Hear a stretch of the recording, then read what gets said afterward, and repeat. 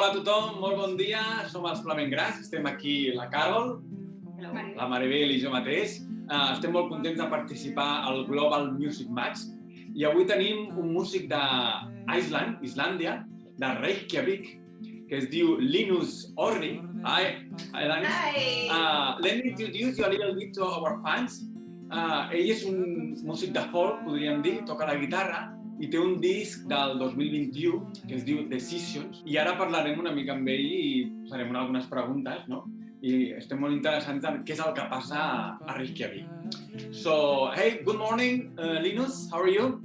I'm good, how are you? Fine. Sorry, here is almost 12 and for you I think it's almost 10, right, in the morning?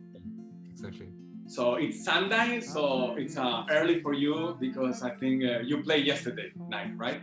Yeah, we actually had an event where we invited like all the professional musicians in Reykjavik to a dinner. Oh.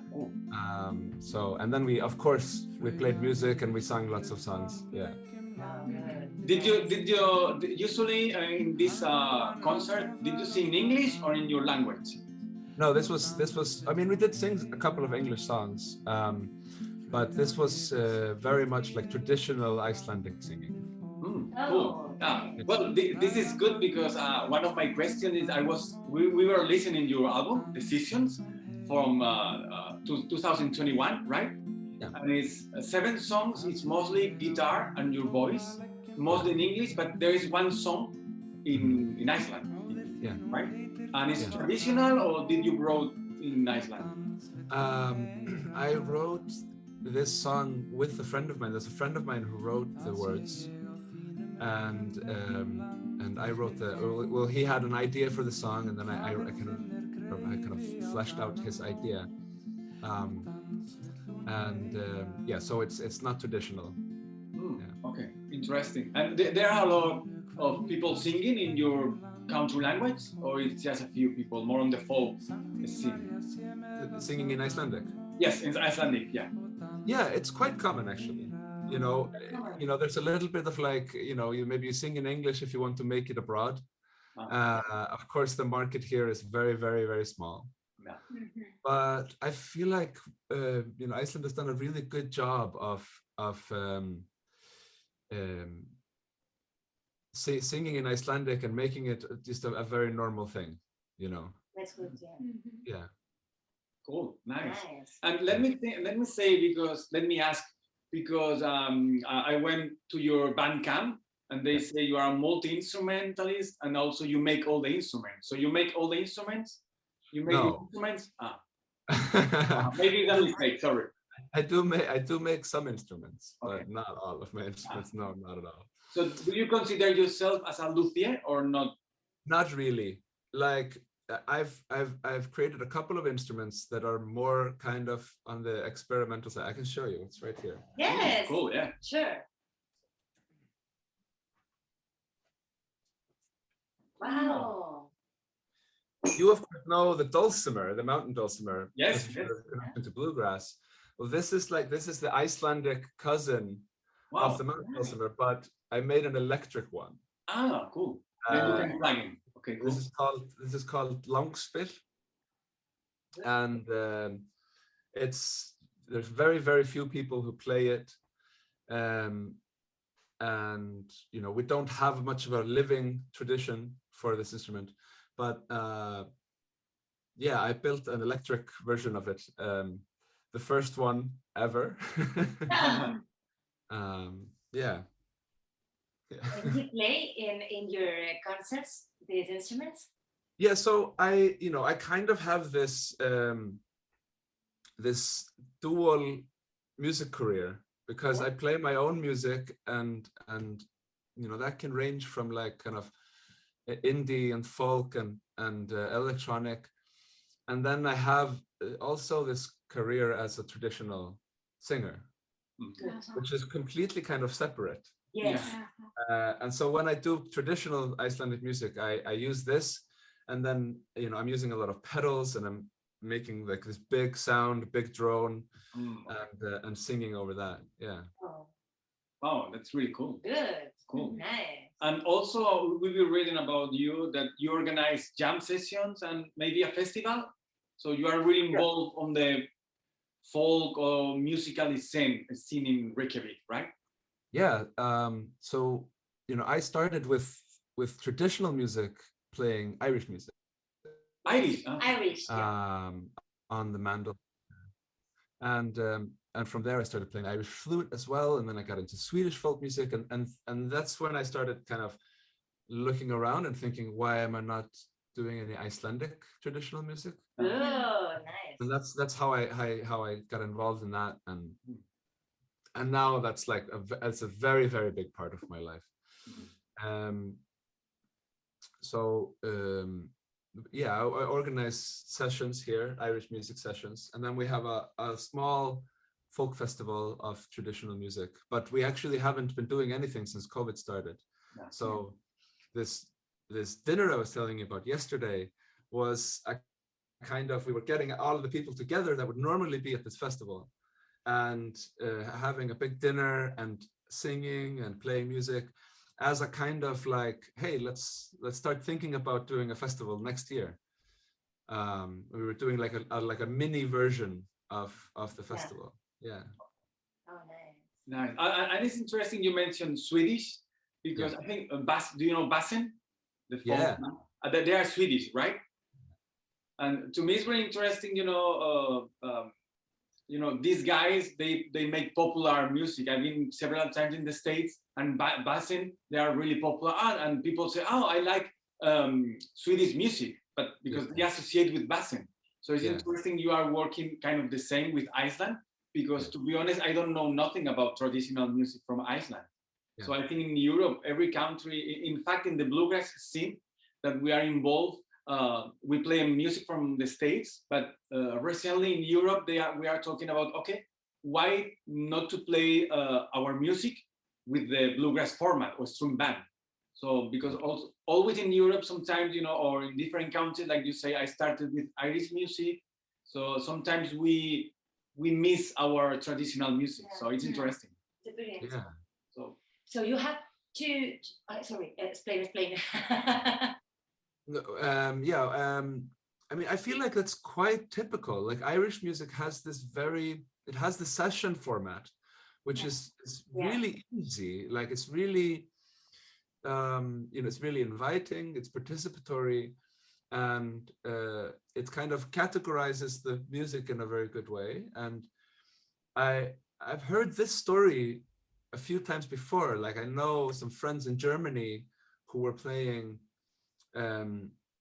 Irish traditional music, and then they were like, why are we not playing German music? I actually have right here this little brochure that friends of mine in Germany made, where they like made wrote down German tunes, like found some tunes that they liked and wrote them down, and just distribute it to people and be like, hey, you can also play this. This is Icelandic traditional. This is German. German. Okay, I didn't. Okay. Yeah. So you have two careers, from traditional music and also like a songwriter. More or less. Oh, nice. Okay.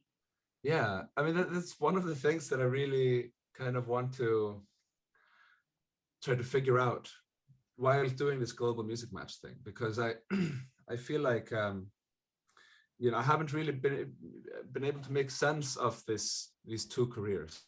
Yeah.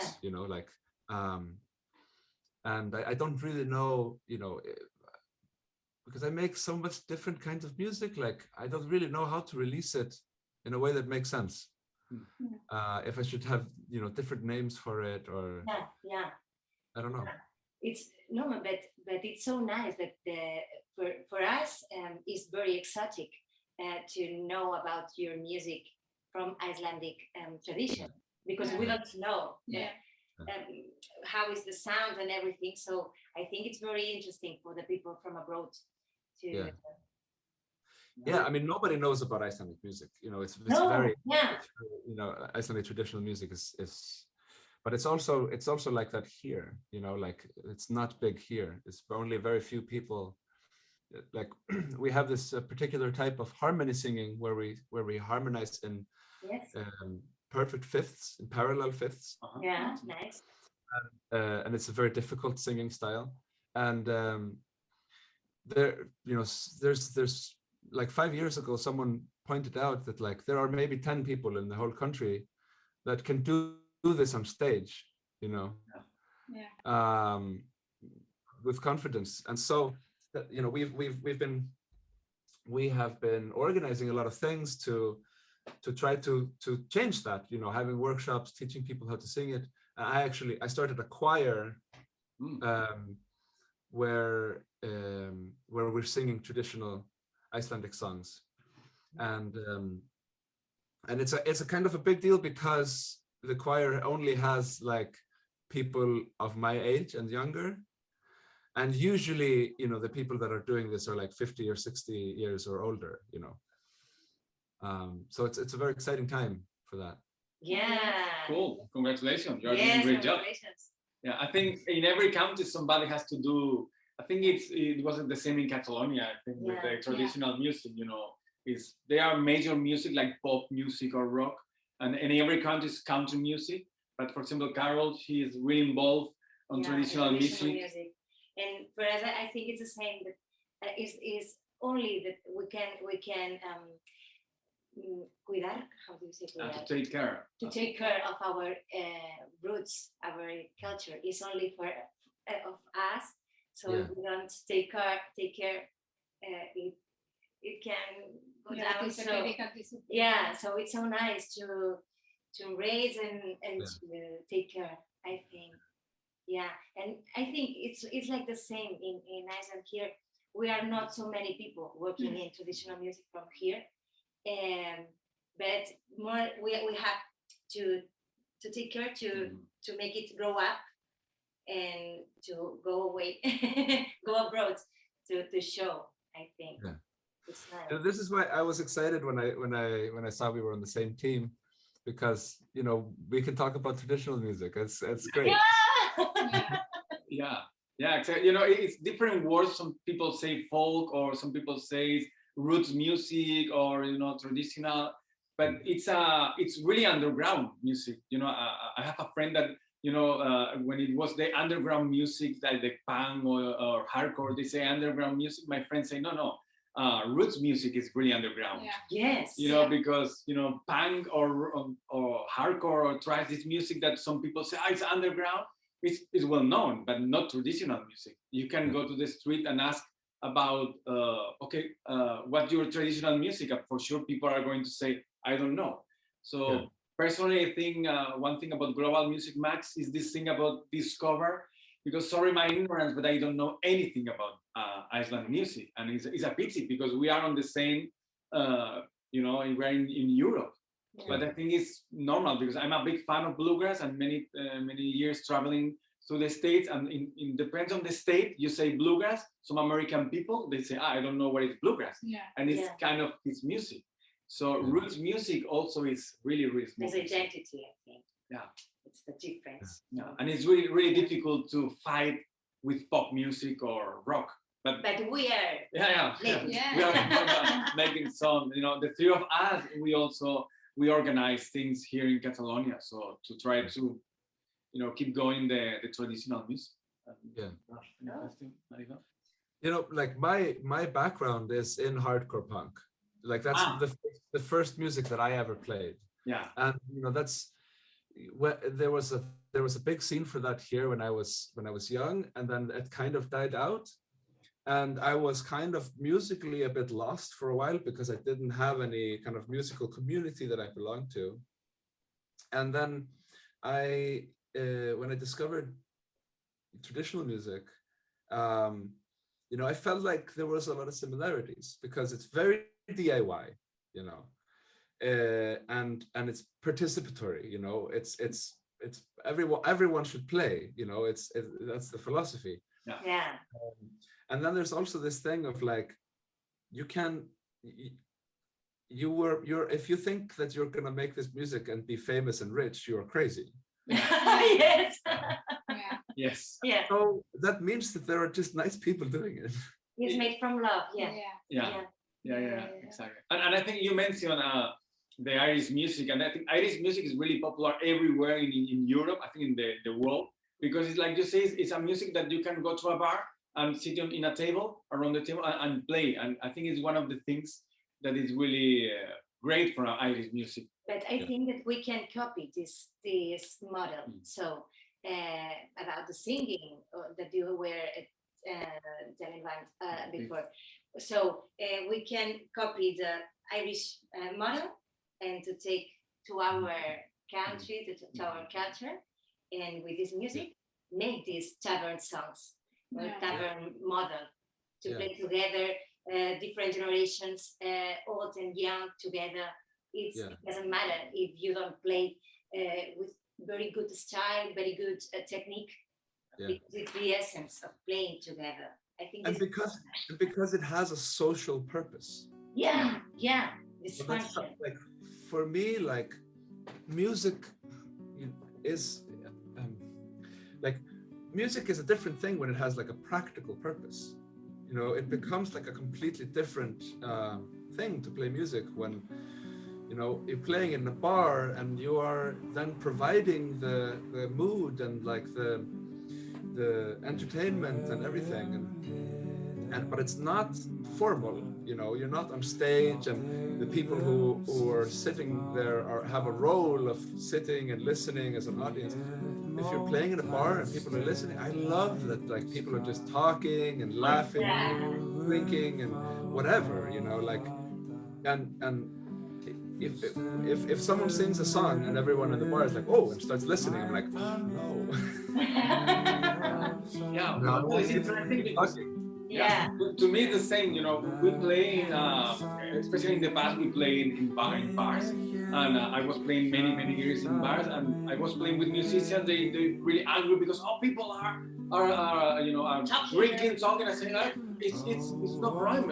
Some people are coming to the bar to drink beer, and if music sounds, it's okay. So I think also maybe sometimes it's with the ego thing and they show off. And then sometimes on the roots music, it's less of this, you know, because on pop music, rock music, it's a lot of this. So that's one of the things that I love about traditional music. But well, we can talk for hours. Yes, for hours, but we have to focus a little bit. And I would like to ask you, what do you expect? I think, well, expect is not good, but anyway, what do you expect about the Global Music Match? This thing we are doing, because we are on the team 5 with other people, and team 3, right? Sorry, 3, and we are 5, so 3. Okay. So, what do you think about this experience? I mean, I don't know. I'm very excited to see what it will be. I mean, it's super cool to have like these coaches and have all this like opportunity to learn and all access to all these tools and all these musicians to get to know and to talk to, and I'm just really looking forward to seeing what happens. Cool. And do you want to say something in particular to our audience, our fans? We don't have a lot of fans, but this topic, you know, what they say, make this video for your fans. I said, we don't have fans. My mother, my father. Yeah, you want to say something to my mother? Yeah. It's interesting, this thing, you know. So, if you want to say something, up to you. You have your time, your moment. Just say gracias y hasta luego.